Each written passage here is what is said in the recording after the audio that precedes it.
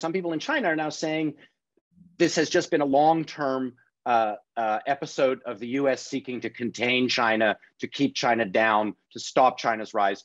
That, again, just does not square with the historical facts.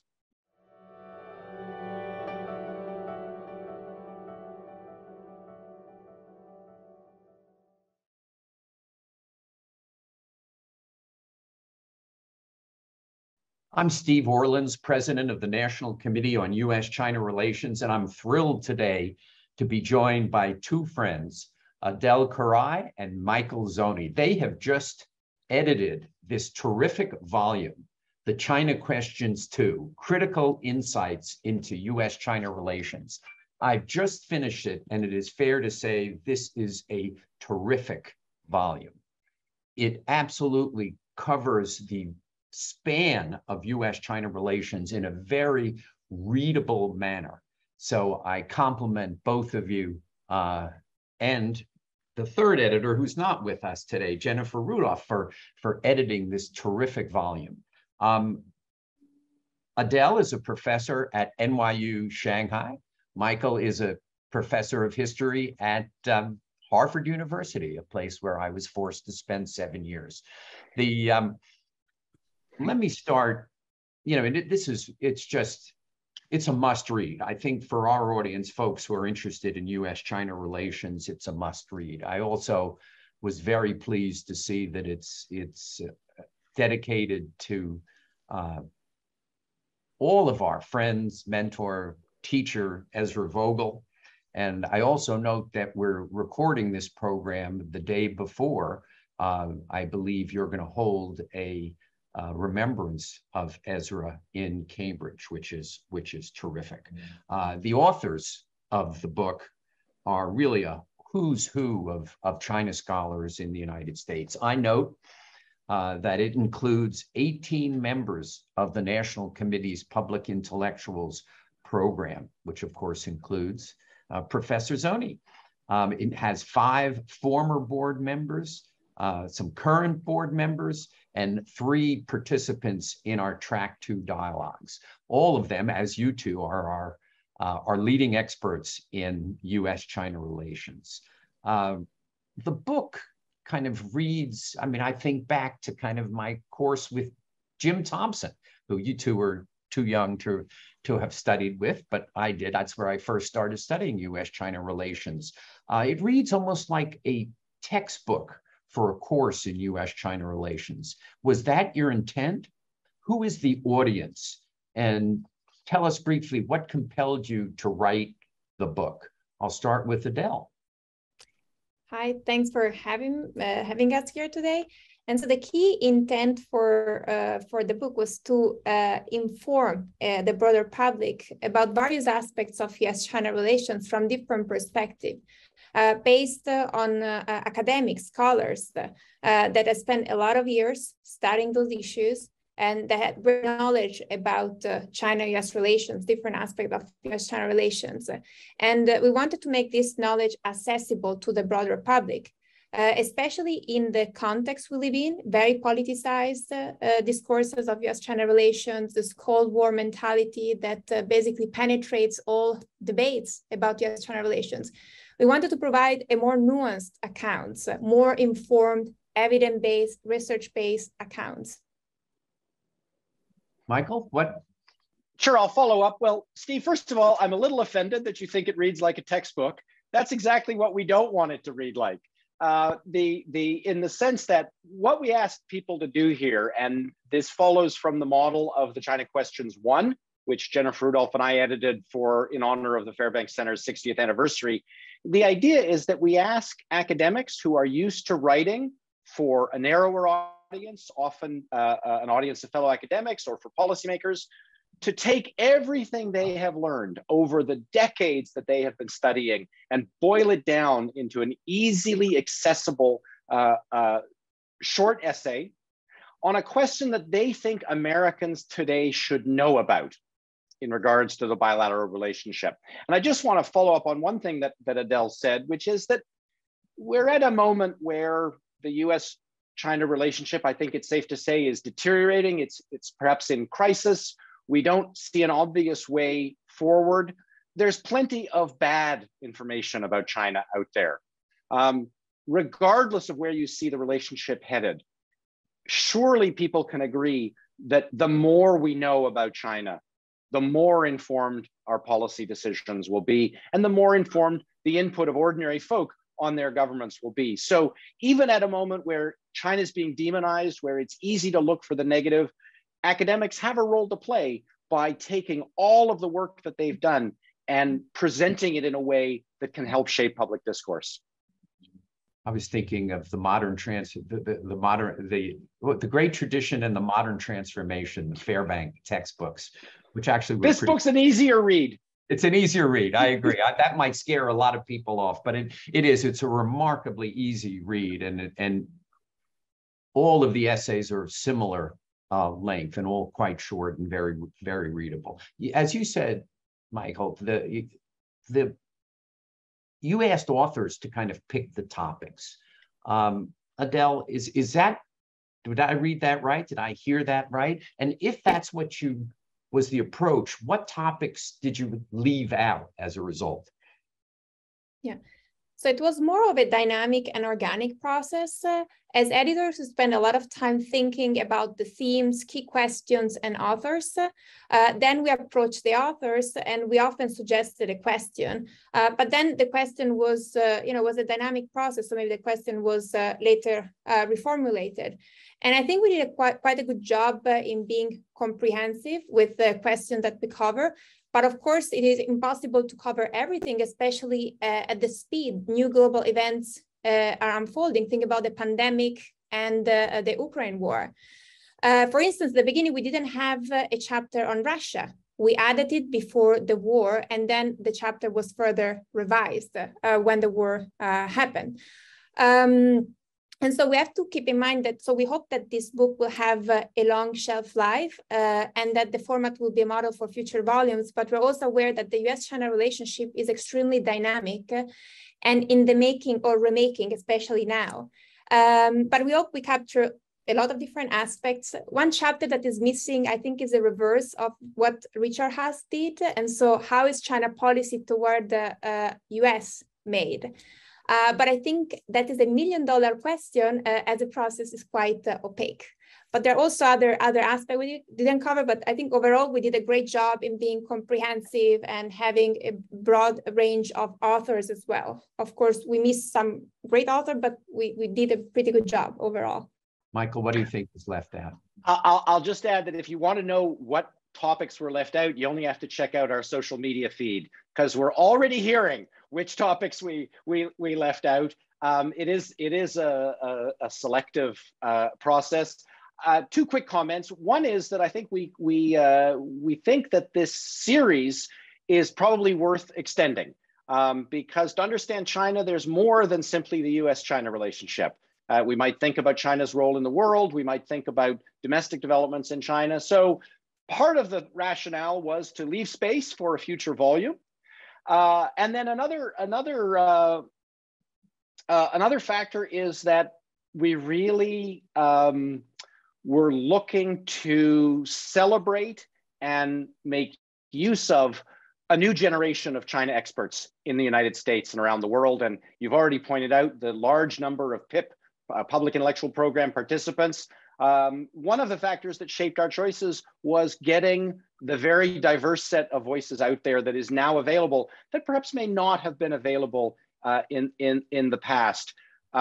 So like Adele, I think we did a decent job. There are topics that could be covered. We may cover them in the future.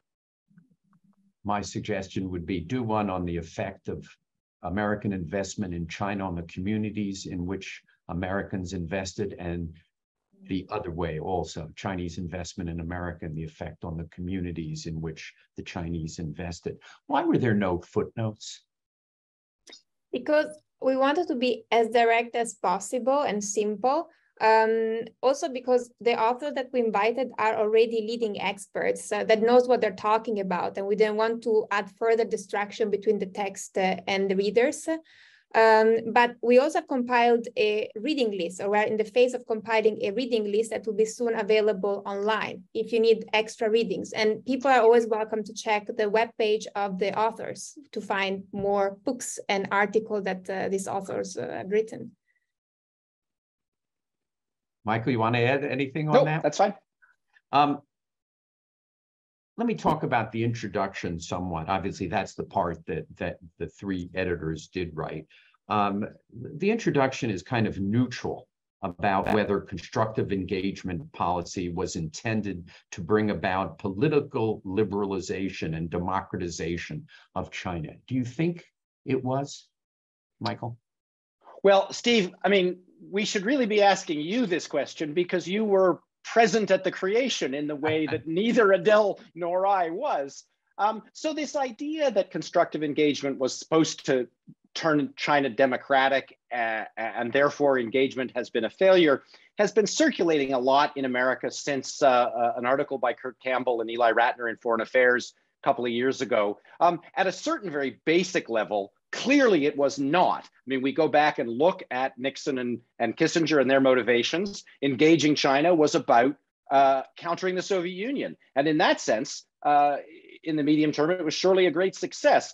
But even as China moved into the era of reform and opening up in the 70s and 80s, and the issue came up again and again as the US debated its policy, there's the odd indicator that senior leaders thought that this could bring about political change in China. But by far the more powerful voice was, and the more consistent voice, was the one that said, better to have China inside the international system than outside the international system.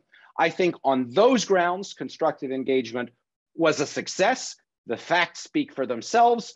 The extraordinary improvement in the standard of living of ordinary Chinese people, another testimony of the success of the policy. That does not mean the policy can go on forever.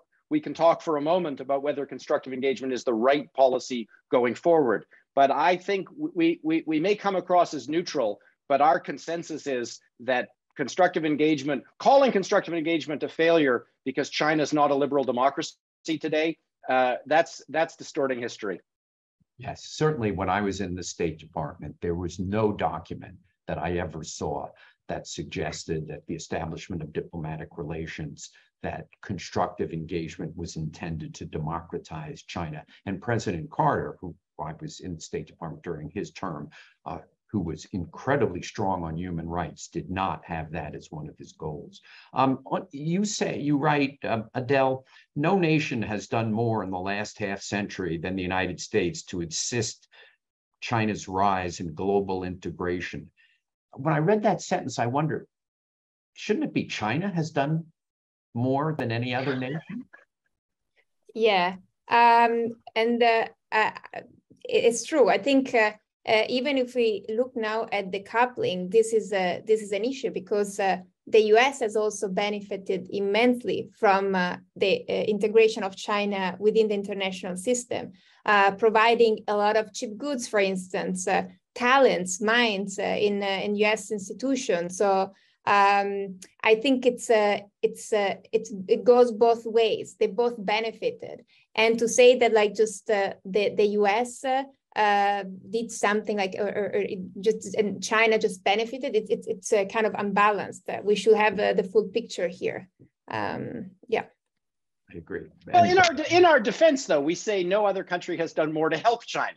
And I think that's actually true. It doesn't say that China doesn't have primary responsibility. I wrote this sentence, so I'm going to defend it just for a minute. I think the idea here, and of course here we are, we have an eye also to our audience in China, who I think will read this book carefully. We will not be able to publish an authorized Chinese translation, but we will make, as we did with the China Questions 1, an informal translation available freely online.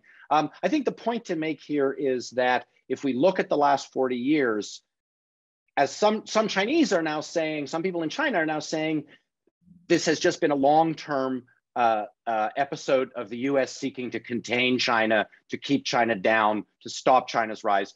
That again just does not square with the historical facts.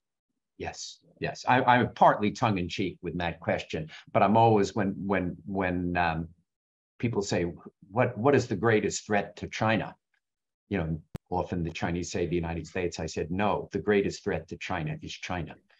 So if that was kind of the lead up for that question. You talk about Adele, you talk about the abandonment of TPP, Trans-Pacific Partnership. Do you think that was a lethal blow to American economic leadership in Asia? I think it was a big mistake, and the US has lost both hard economic power, but also soft power of setting new norms. And I think the abandonment of the TPP not only harmed the US economy, but the US also missed the chance to shape the rules governing trade in the Asia-Pacific region. While China, for instance, already at the center geographically of Asian region and also economically, and it can be sure to have significant say in the region, also from a norm perspective, setting standards, the TPP would have ensured the United States to have a prominent seat at the table of the negotiation where those rules were made.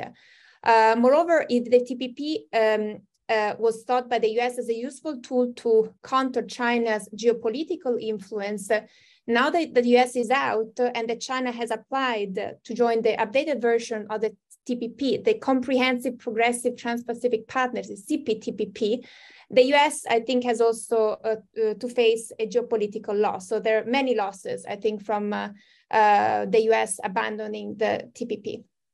Adele, you also write in the intro about the 2017 National Security Strategy labeled China a revisionist power and peer competitor. Do you think, was that right? So I do not think that the national security strategy characterization of China as a revisionist powers is either accurate or helpful. A revisionist power in international relations theory is a power whose objective is to change or put an end to the current system.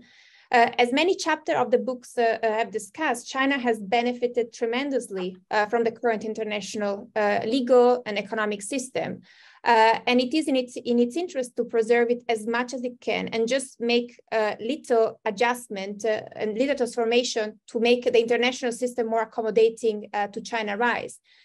But that's far from being labeled as a fully fledged revisionist power that try to counter or change, put an end the current international system. And I think that the chapter of Ian Johnson, Is China Trying to Undermine the Liberal Order, provides an evidence-based answer to the question of whether China is a revisionist power. It shows how simplistic it is to characterize China as a revisionist power, and that if we divide the international order into a different set of orders, then the US is more a revisionist power than China. But then then we also have to see whether China's efforts to change the order is effective. And I think in some chapters, like the one of Naima Green-Reilly, we can see that even if China has put an effort in changing things, like improving its image in the US, it is quite unclear whether that is successful. So, you know, there is intent, but also effectiveness of changing orders of the international order. And on the peer competitor, I think that China can be now considered as a peer competitor, although I wish we were at a point where the national security strategy defined China as a peer partner, but clearly we are not there. China is the world's second largest economy, as is no longer producing cheap T-shirts, and now it is the leader in technology, artificial intelligence, green energy, and so forth. And in many sectors before, China used to be in synergy with the US. It helped the US to offshore production, to produce these cheap goods, but now it's becoming a competitor in technology, artificial intelligence, and robotics. But the peer aspect, I'm still not completely sure, because China is still a developing country in some ways to the imbalance and the unsustainable development. And I think the US has still many advantages over China. And in this sense, I think they're not fully peer competitor, but definitely competitor.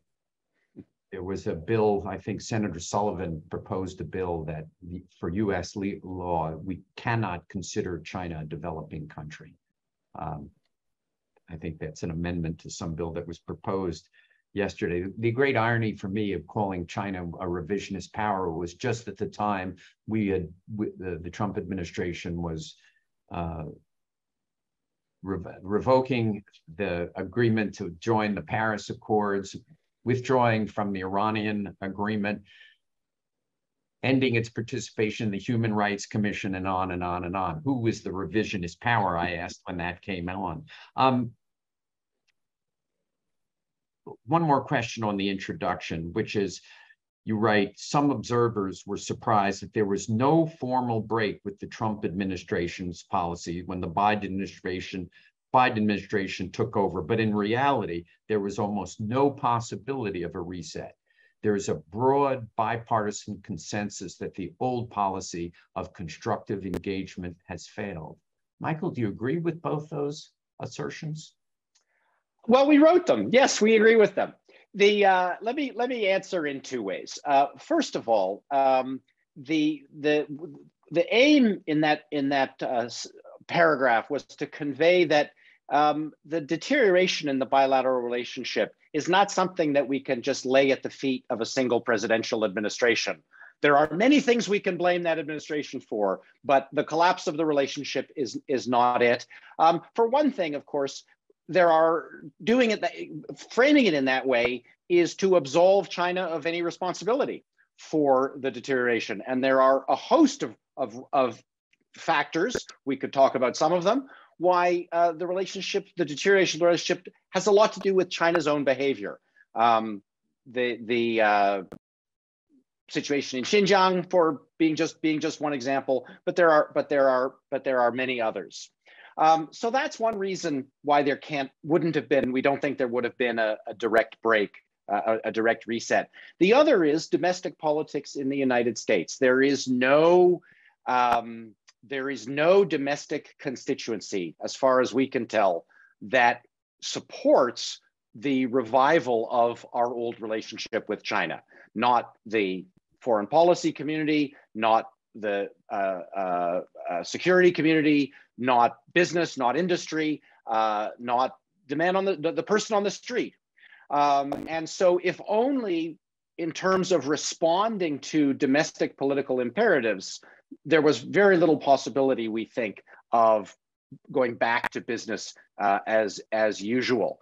I've already talked about the ways in which I think framing constructive engagement as a failure historically is not in accord with the facts. The real question is whether the policies that evolved in the 80s and 90s and early 2000s work for the present.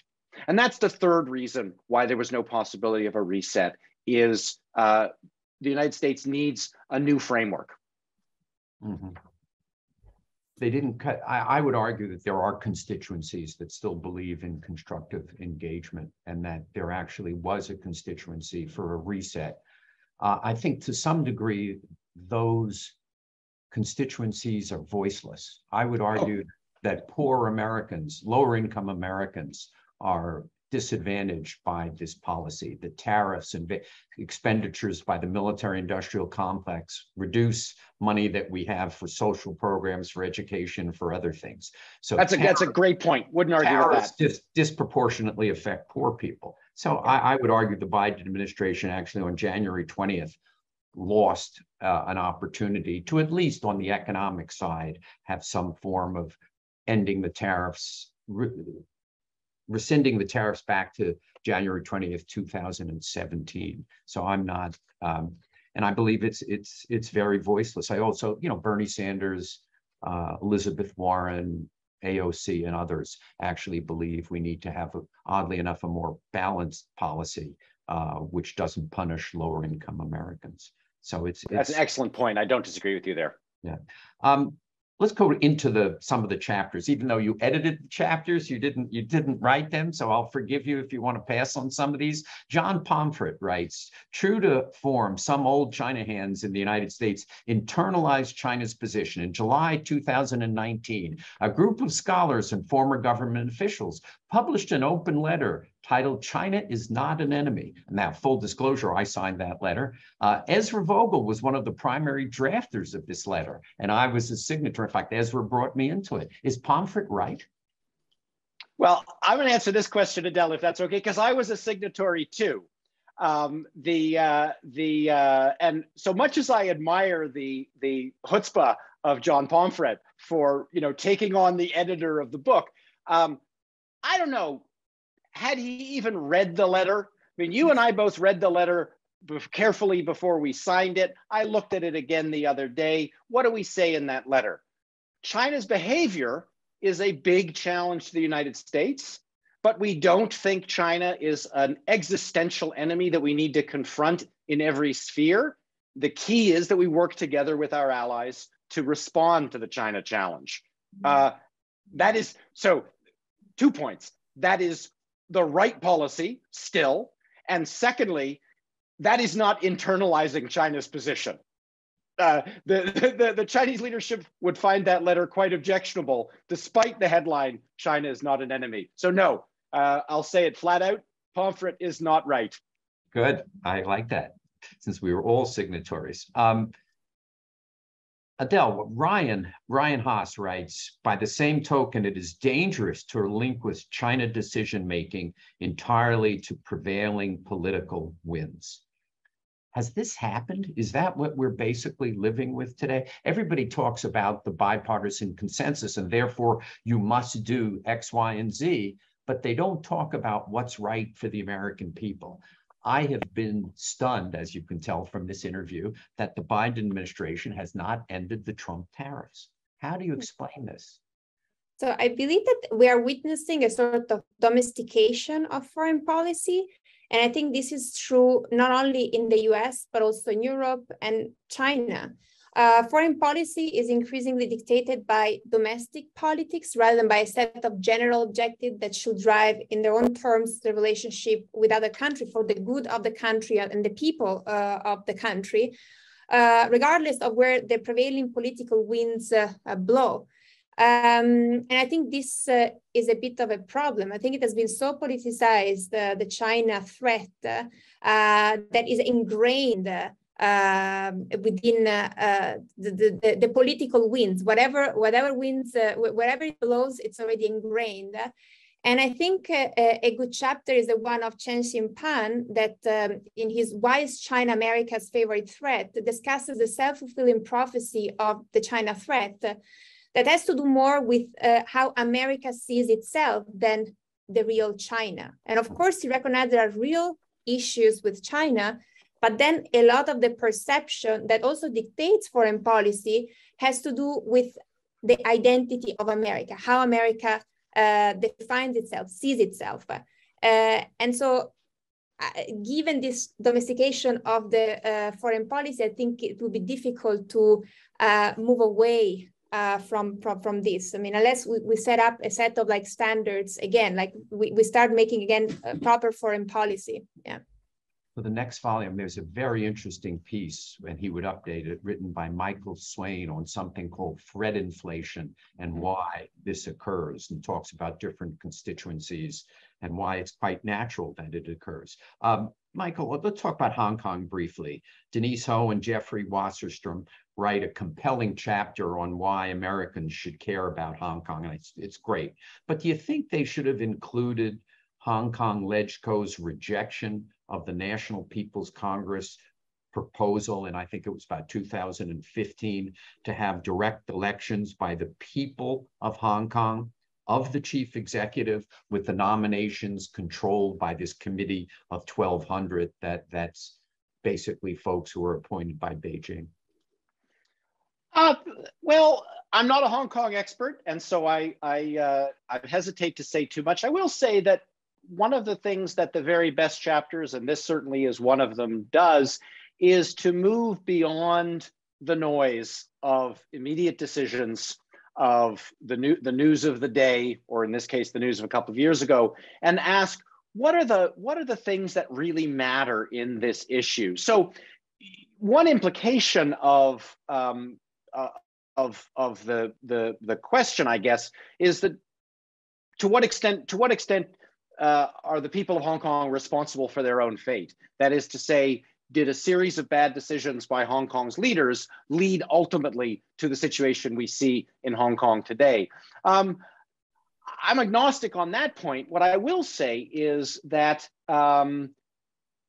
regardless of whether the current situation in Hong Kong is something that the people of Hong Kong brought upon themselves, or a legacy of the way the British left, or of the changing vision of national unity coming from Beijing, Ho and Wasserstrom point is really that we need to think about Hong Kong and our relationship to Hong Kong in terms of the values we espouse and how best to support those values in our engagement, both with Hong Kong itself and with Hong Kong, with Beijing in relation to Hong Kong. So I guess the simple answer to your question, Steve, is I don't actually think it matters because in the long run, this is the situation that Hong Kong finds itself in.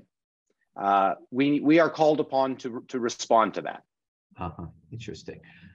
Well, your colleagues, Michael, right? Mark Elliott and Dan Murphy have a great chapter on how American universities should engage. And I assume you agree with their conclusions. And I urge all our listeners to go and read that chapter. But my question is, are the Chinese students now voting with their feet and not coming to the United States? Has the damage already been done? Well, I wish we could answer that question. One of the challenging things about the current moment in U.S. China relations is how much we are out of sync with the rest of the world, which is recovering from the pandemic, which is looking towards a new normalcy. So our student numbers from other parts of the world are back to pre-pandemic norms. In China, it's not yet the case. It's a little early to say.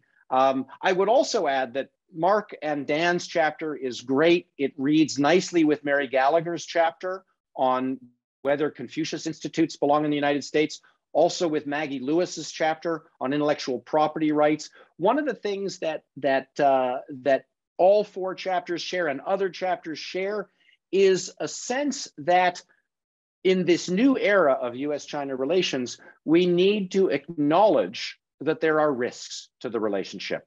We need to acknowledge that there are the risks of intellectual property theft in our industry and on our campuses, but that we need to remain open and find ways to address those risks. In other words, that closure is bad for the United States. So I very much hope that it's not too late. Chinese students, Chinese scholars have enriched the American institutions. They've enriched my life. They've enriched the lives of my colleagues. They've enriched the lives of our communities. I hope that we can get past this. It's too early to tell. And it's a cry for balancing the costs and the benefits. You know, Indeed. Sometimes the costs of these actions far exceed any benefits that we're going to achieve. We're out of time, so let me just ask one final question for both of you, which is President Xi and President Biden are likely to meet on the sidelines of the G20 in Indonesia and possibly even again in Bangkok on the sidelines of the APEC meeting. Based on your book and your experience, you've got 60 seconds or 90 seconds to tell Biden and Xi something. What do you want to tell them? Adele? So I think that one of the key issues now between US and China is a lack of trust that is also linked to the lack of dialogue and formal and informal exchanges. So this is a big loss right now for US-China relations, because you can have this very hard stance on China officially, but then you still have a very lively substratum of people that maintains this connection and relationship, but this is cut off. Besides, like Chinese students coming to America, China borders are still sealed. Diplomats also avoid seeing other officials, and so I think one top priority would be to reestablish this dialogue through a multi-track diplomacy, education, students, business people. Yeah, that I think will be the key point. I will beg both of them, please open Chinese border. I want to go to China. Michael. Totally agree with Adele, always, but especially the day before we celebrate the life of Ezra Vogel, who was so committed to these exchanges. Two more specific points to follow up. We need to find a new modus vivendi for Taiwan, by which I mean we need to find a way to insulate Taiwan from the larger relationship. And similarly, we need to find new ways to ensure that immediate bilateral tensions don't overwhelm the long-term shared interests, global public health, and above all, climate. In other words, we need to find new ways to keep the broader bilateral relationship insulated from the issues of the day. That's why you need the, sorry, can I say something? That's why you need the foreign policy that is detached from all these winds, right? You need something consistent that will last for years to come, not just, yeah. Not the political winds of the day. Yes. Yes. This conversation was intended just to give you a sense of what is in this terrific book. It is a must read. If you're interested in U.S.-China relations, go out and buy it now. Adele, Michael, thank you so much for editing the book and for giving so generously of your time today. Thank you.